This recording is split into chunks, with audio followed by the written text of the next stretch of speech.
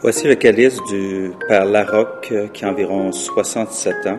Et si ce calice pouvait parler, toute l'histoire qu'il pourrait nous raconter serait vraiment incroyable.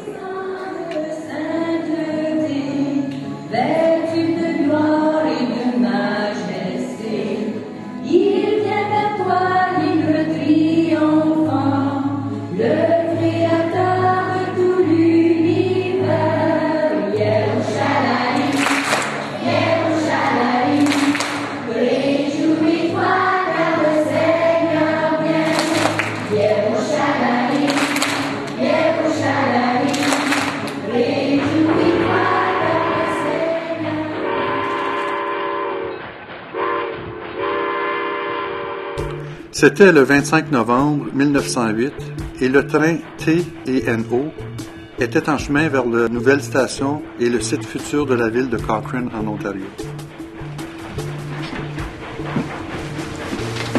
Alors, vous allez à Cochrane? Ah oui, ça serait une nouvelle aventure pour moi. Mais j'espère que vous ne placez pas des offres sur les lots que moi et ma femme essaierons de gagner. Placer des offres? Oui, l'encan.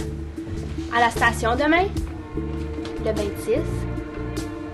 Ça fait depuis toujours que nous attendons pour cette journée. Ils vont distribuer les lots qui vont former Cochrane.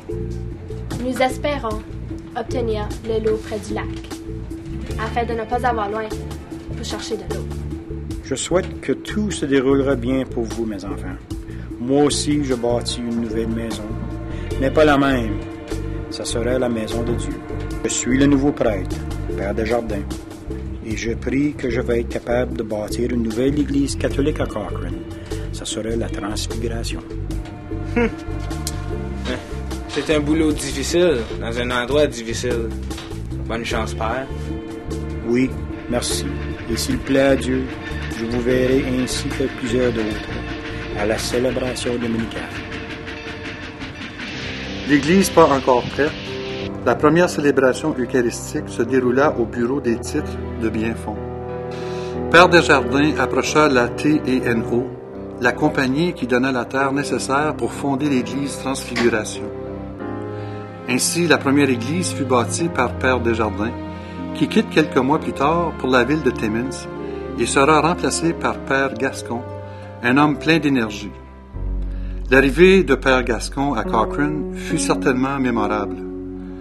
Pendant sa première semaine à Cochrane, une journée, il se tenait debout sur le bord du lac Commando, derrière le bureau de poste actuel, contemplant cette nouvelle communauté et ses tout premiers débuts. Perdu dans ses pensées, il perdit son équilibre et tomba dans le lac. M. Wallace, le ministre anglican, et Gus McManus, un policier, vinrent à son secours. On mit un canot à l'eau rapidement et le ministre Wallace retira le père Gascon par ses longs cheveux. Ils pensèrent par contre l'avoir rejoint trop tard et père Gascon fut présumé noyé. Mais les docteurs Anderson, Hunt et Foley essayèrent quand même de le ranimer. Leurs efforts furent nuls et, épuisés, deux des docteurs étaient d'accord qu'après si longtemps, l'homme était bien décédé.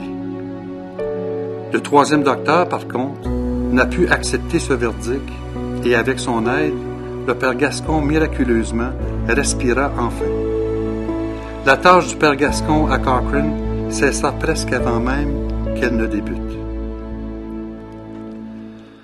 Père Gascon a bâti la première église et le presbytère sur le site de l'ancienne école Saint-Joseph. Cette église accueillait à peu près 800 paroissiens et fut la fondation pour la foi catholique dans ces terres vierges et sauvages du nord de l'Ontario.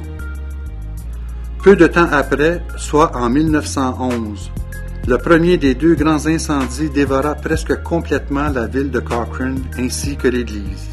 En 1916, la ville de Cochrane subit son propre défi, c'est-à-dire le deuxième des feux dévastateurs.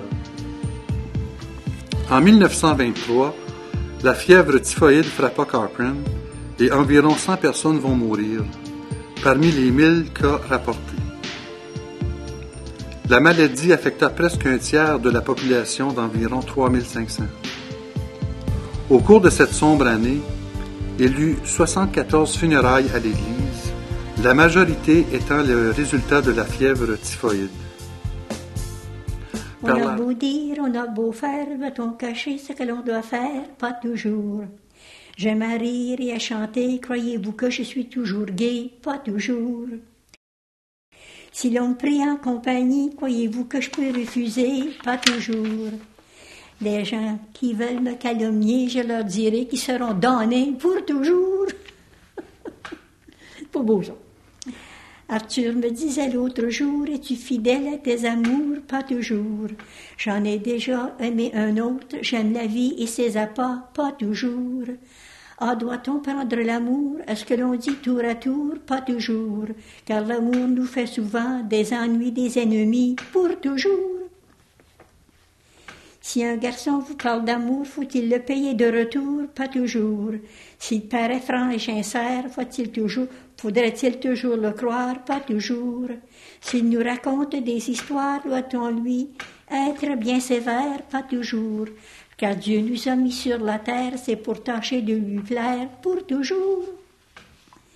Toutes les jeunes filles qui font des sœurs, pensez-vous qu'elles ont du cœur? Pas toujours. Elles se renferment pour prier, mais pensez-vous qu'elles font pitié? Pas toujours. Quand elles voient un beau garçon, pensez-vous qu'elles disent prions? Pas toujours. Car j'en connais qui rêvent tout haut et qui disent j'en veux un beau pour toujours. Ça, c'est pas vrai. Ben, chapeau. Chapeau, 100 ans de vie. C'est certainement une des plus vieilles paroisses du diocèse. Je ne sais pas si Chapelot est plus vieille, parce que Chapelot était bâti le long du chemin de fer. Et il n'y avait même pas de route quand ça a été bâti. Mais chapeau pour les gens de Cochrane, pour les familles souches, et aussi pour les grandes familles qui... Vous avez eu l'aide de l'Esprit, je pense, d'une façon spéciale, dans votre grande simplicité.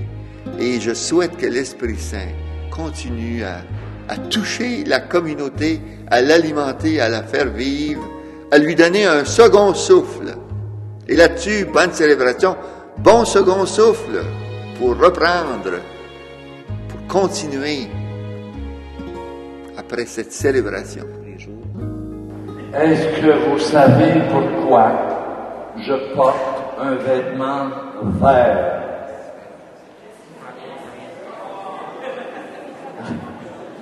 C'est quoi? C'est pourquoi? L'espérance